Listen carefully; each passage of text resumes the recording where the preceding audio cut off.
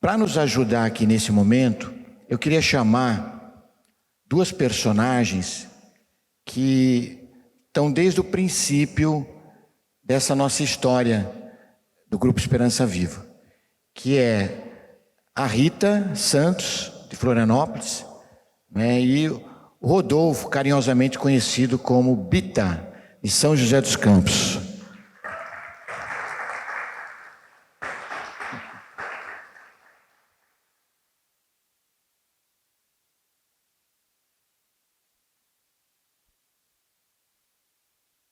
Nunca é demais a gente relembrar aquilo que tão bonito vocês fizeram aqui com o Frei e em todas as nossas reuniões do GEV, nossas meditações, encontros e temas de formação que nós temos nas fazendas, nos temas, nos encontros, que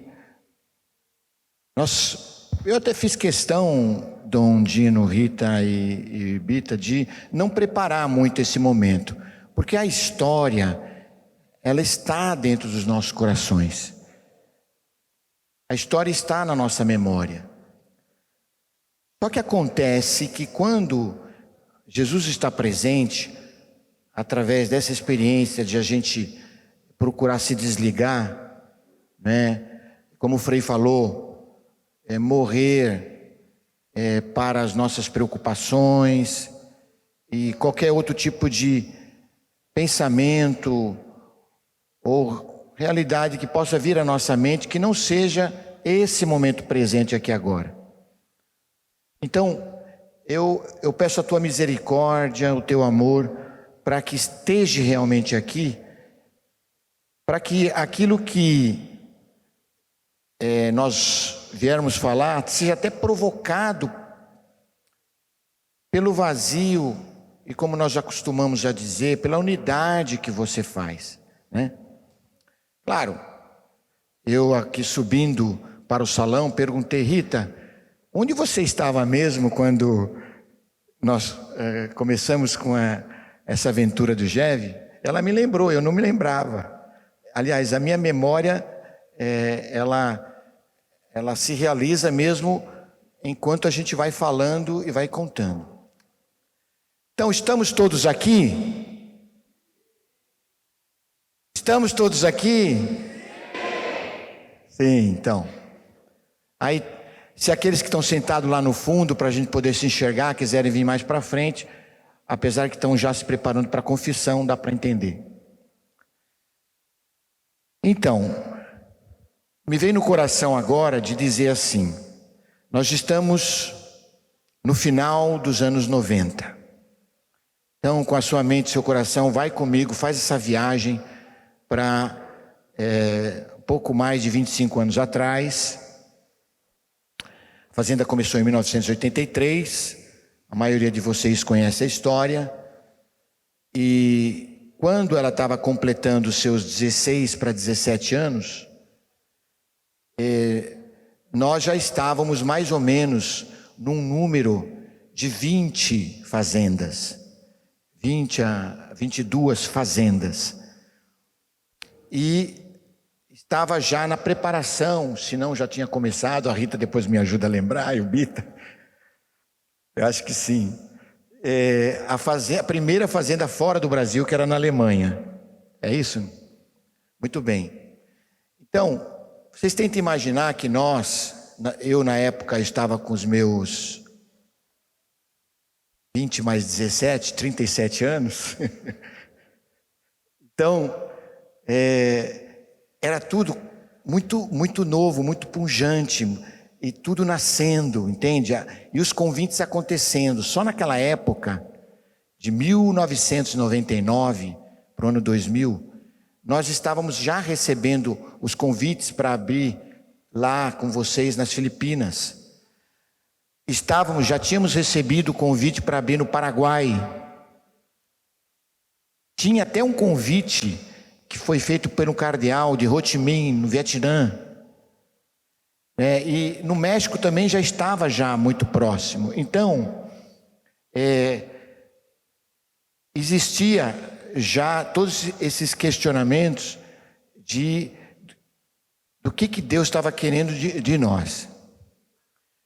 Mas como nós aprendemos da espiritualidade da unidade, o importante é viver a vontade de Deus no momento presente. E um dia, num encontro assim muito informal entre o Frei Hans, Dom Dino e eu não sei porquê, talvez o Dom Dino mesmo pode dizer, mas ele chegou para mim junto com o Frei. Nós sentimos que era bom, Nelson, que você estudasse teologia. Já fazia mais de 20 anos que eu tinha deixado a escola. Mas os meus superiores, no caso o Frei Hans e o Dom Dino, entenderam que era bom que eu fizesse esse estudo.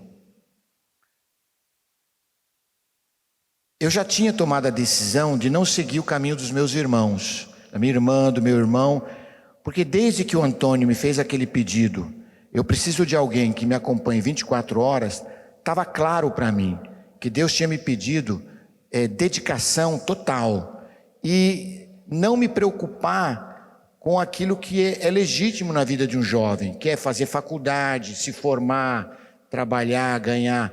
Porque para mim era claro, Deus tinha me chamado para esse caminho e depois desse passo que eu dei, muitos outros irmãos acreditaram e deram esse passo de viver a vontade de Deus, abrindo mão inclusive de sonhos pessoais.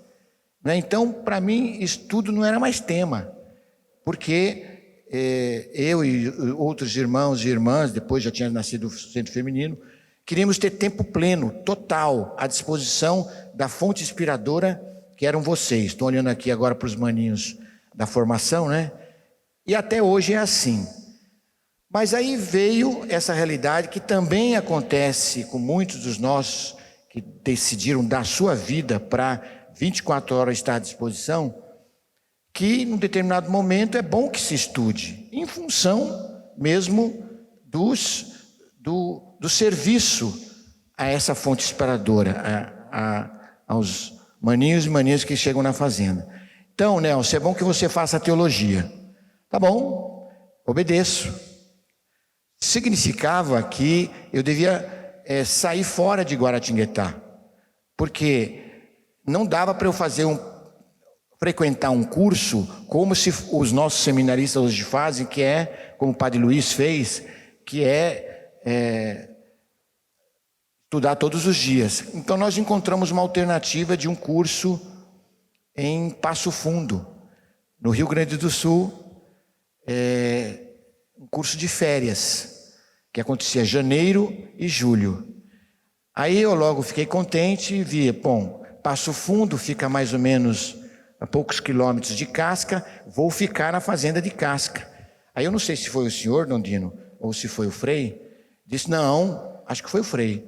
Se você ficar em Casca na fazenda, você não vai estudar, você vai ficar fora da fazenda.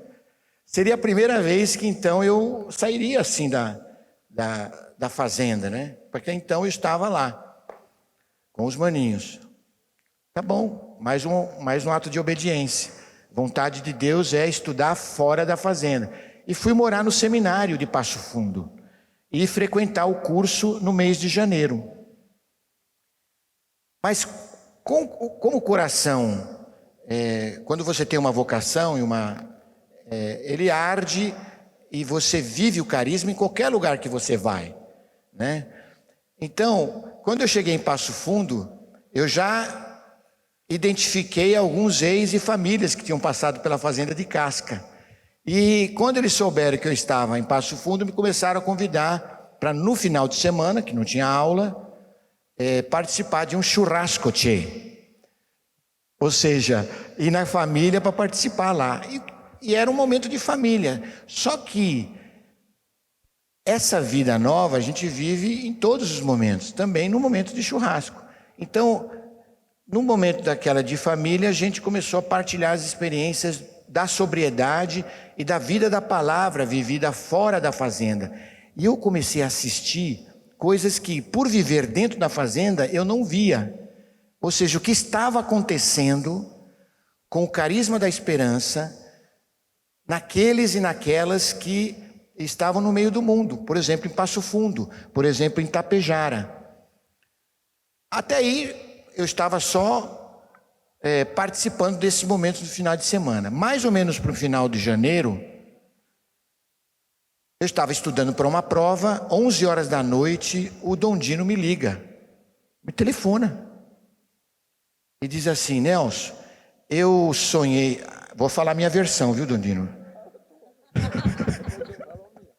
Depois o Dom Dino fala a versão dele.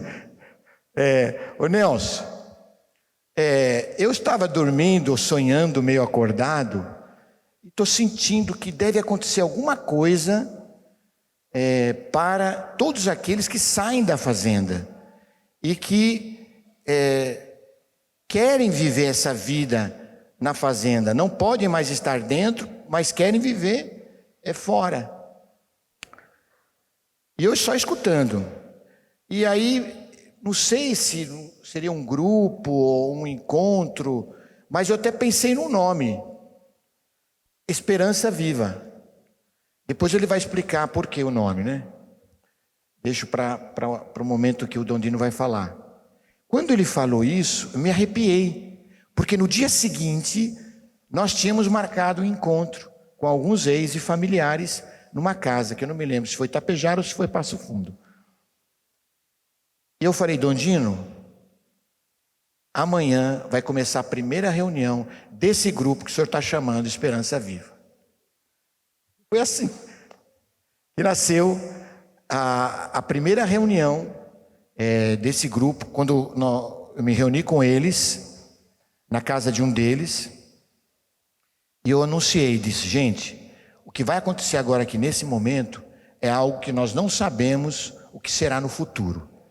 Mas eu digo para vocês, o nosso encontro aqui agora é a primeira reunião de um grupo que vai chamar Esperança Viva. E contei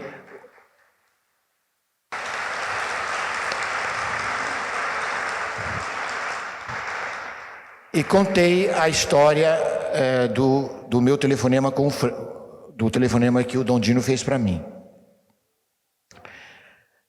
Antes ainda de passar o microfone para o Dom Dino, mas a gente vai fazer uma conversa aqui, né? De repente, se a gente se lembra de algo, vamos ter a liberdade de pegar o microfone, né? Mas depois eu fui entendendo que o Espírito Santo, que é o mentor, é aquele que faz nascer a sua obra, ele já estava fazendo suscitar, não só no Rio Grande do Sul, mas no Nordeste, em São José dos Campos, na outra parte do Sul, né? Essa exigência de querer se encontrar em vários lugares, em Recife, por exemplo, e em outros lugares. Mas agora então, vamos passar o microfone para o Dom Dino para ele dizer como que no seu coração nasceu essa realidade.